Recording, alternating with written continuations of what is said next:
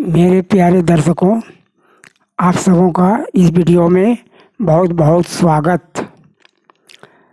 अब मैं आज का वीडियो भगवान के ही कर्मयोग की अनादिता से किस प्रकार सिद्ध होता है उसको कहते हैं। भगवान कहते हैं कि कर्मयोग की परंपरा बताकर उसकी अनादिता सिद्ध कर रहे हैं। मनु, इक्ष्वाकु आदि राजा गृहस्थ होते हुए भी कर्मयोग द्वारा परम सिद्धि प्राप्त किए थे। कर्मयोग गृहस्थों की खास विद्या है। साधारणतः लोग सोचते हैं कि गृहस्थ में रहकर धर्म नहीं हो सकता, लेकिन यह गलत बात है। ऐसे 4 अवस्था होती है: ब्रह्मचर्य, गृहस्थ, वानप्रस्थ और संन्यास। इन चारों आश्रमों में गृहस्थ आश्रम मुख्य है, क्योंकि गृहस्थ आश्रम से ही अन्य आश्रम पालित होते हैं। मनुष्य गृहस्थ आश्रम में रहते हुए अपने कर्तव्य कर्म का पालन करते हुए परमात्मा प्राप्ति कर सकता है। भगवान सूर्य, मनु, इक्ष्वाकु आदि राजाओं का नाम लेकर बताते हैं कि कल्प के आदि में गृहस्थों ने ही कर्मयोग को जाना और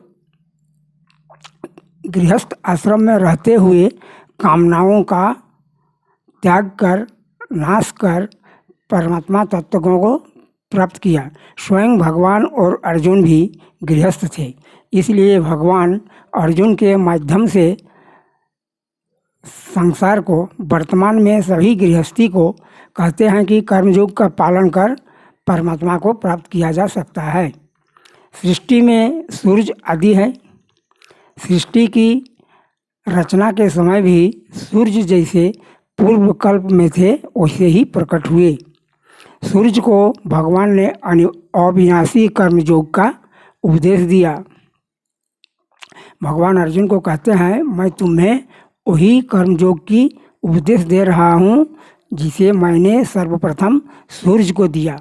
अब सवाल उठता है कि सूर्य को भगवान ने क्यों कर्मयोग का उपदेश दिया। तो देखिए, सूर्य को वास्तविक अधिकारी जाना, भगवान सूर्य को अधिकारी जाना कि यही कर्मयोग लेने के योग्य हैं, इसलिए उन्हें यह उपदेश दिया। सूर्य सृष्टि में प्रथम है, इसलिए भी उन्हें उपदेश दिया। कर्मयोग का उपदेश देने का तात्पर्य उनसे उत्पन्न संपूर्ण सृष्टि को परंपरा से कर्मयोग सुलभ कराना था। सूर्य से मनुष्य में कर्तव्यपरायणता आती है। सूर्य को समस्त जगत की आत्मा कहा गया है, अतः सूर्य को जो उपदेश प्राप्त होगा, भगवान ने सोचा कि सभी को यह आसानी से सुलभ हो जाएगा, इसलिए सूर्य को उन्होंने अपना कर्मयोग का उपदेश दिया।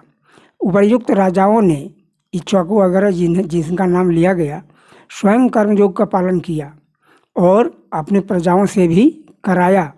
प्राचीन काल में कर्मयोग जानने वाले राजा भोगों में आसक्त हुए बिना सुचारू रूप से राज्य संचालन करते थे। प्रजाहित उनकी स्वाभाविक प्रवृत्ति रहती थी।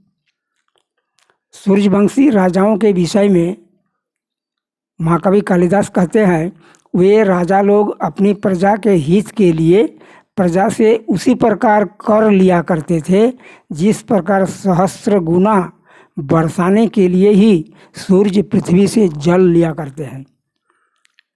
उस समय राजा का एक ही भाव था, प्रजाहित। कर्मयोग का पालन करने के कारण उन राजाओं को भी विलक्षण ज्ञान और भक्ति स्वतः प्राप्त थी। भगवान अर्जुन से कहते हैं कि पूर्वजों के अनुसार तुम्हें भी कर्मयोग का पालन करना चाहिए। भगवान कहते हैं कि यह योग मैं शुरू में सूर्य से कहा था, परंपरा से राजाओं ने जाना। अब बहुत समय बीत गया। समय बीतने पर हर चीज़ क्षीण होती है। अब मनुष्य लोक में लुप्त प्राय हो गया है, इसलिए यह देखने सुनने में कम आती है। आज संसार में बिना शिक्षा दिए ही लोग चोरी, बेईमानी, घूसखोरी, छल, कपट अच्छे अच्छे पढ़े लिखे लोगों के संस्कार में आ गया है। आज कहाँ से पैसा प्राप्त होगा, किस तरह से करना होगा, लोगों के दिमाग में बस यही है।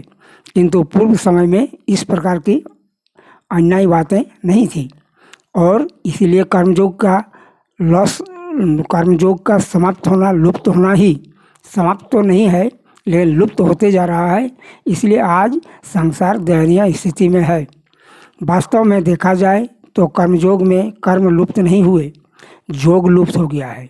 जैसे संसार के पदार्थ कम कर्म करने से मिलते हैं, ऐसे ही कर्म करने से मिलेंगे, किंतु परमात्मा नित्य प्राप्त है, इस बात की ओर किसी का ध्यान ही नहीं जाता। कर्म संसार के लिए और योग अपने लिए होता है। योग के लिए यह मान लेना कि वह कर्म से होगा, कर्म से ही प्राप्त होगा, यही योग का लुप्त होना है। जिस कारण से मनुष्य शरीर मिला है उसे भूल जाना कर्मयोग का लुप्त होना है। आज मनुष्य सेवा भाव को भूलकर स्वयं भोगों के वश हो गया, जिस कारण लोगों को 84 लाख योनियों में जाना पड़ता है। आज सच्चाई, ईमानदारी, सत्यनिष्ठा, कर्तव्यपरायणता लुप्त प्राय है। जितने लोग पढ़े लिखे ज़्यादा होते हैं वे उतना ही इन सबों से दूर होते जा रहे हैं। आज का आर्थिक युग में लोग केवल और केवल अर्थ अर्थात पैसा पर ही ध्यान देते हैं। उसके लिए माता पिता का त्याग करना पड़े, समाज को त्याग करना पड़े, कुछ भी करना पड़े, लेकिन लोग नहीं छोड़ते नहीं हैं। अतएव हे मेरे प्यारे भक्तों, आप सब इस सब पर विशेष ध्यान देंगे। मैं आज का वीडियो यहीं समाप्त करता हूँ। आप सबों को धन्यवाद। और यदि वीडियो अच्छा लगे तो आप इसे लाइक करेंगे ताकि मेरा हौसला बुलंद होते चले। धन्यवाद।